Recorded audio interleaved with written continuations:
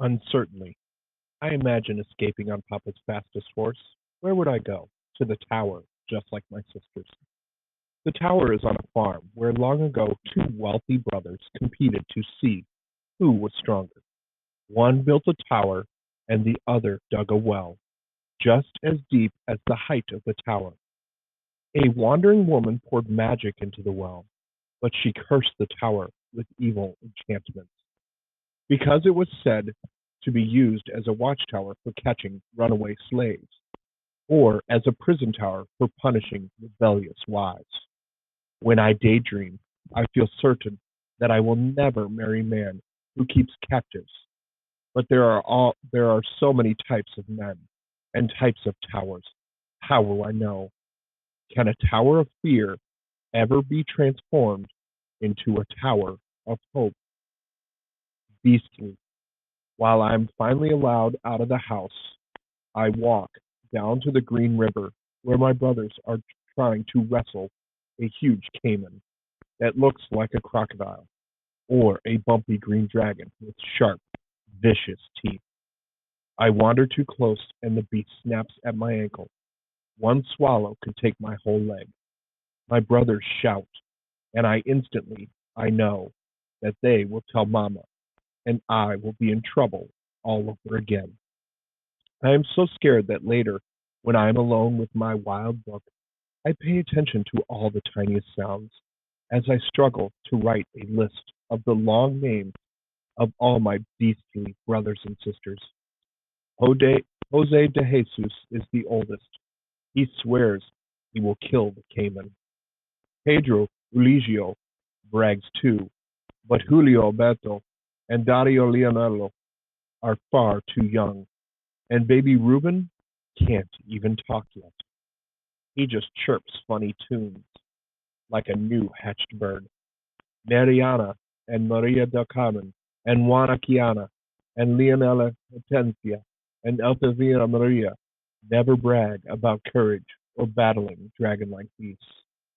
All they do is flaunt me. Eva, Eva, blind, stupid thief. Tame sisters can be even crueler than wild brothers. Scribbling, trying not to forget my troubles, I sit alone, jotting another list of complicated names in my wild book. I spell my own long name, Josefa de la Caridad Ria Pena. I sound out the name of our farm, Gozacolco. I pour out the name of the river, Manatee. I print the name of my town, Trinidad.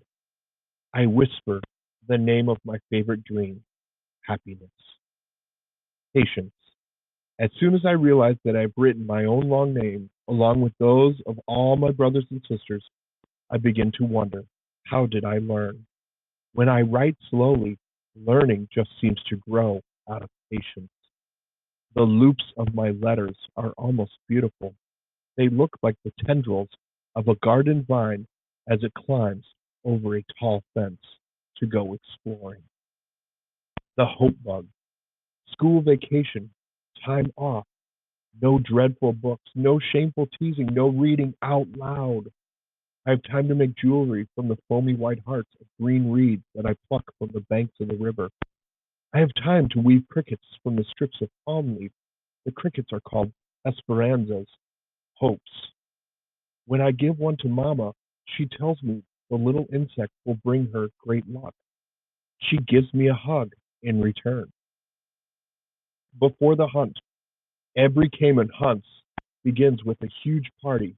My father roasts a pig spiced and wrapped in banana leaves, then lowered into a pit in the deep red soil, where wood and flames will transform it into ungati, a farmer's feast. When the cousins arrive, we start dancing and singing funny liar songs. Later, boys, while boys race horses and girls cook, cousin Carmen rides and helps me invent new riddles. The old folks play dominoes, young women fan their faces, while men fight a poetry duel, battling in powerful voices to see who can claim the first victory, as each man strives to recite the most dramatic, heart pounding, emotional poem.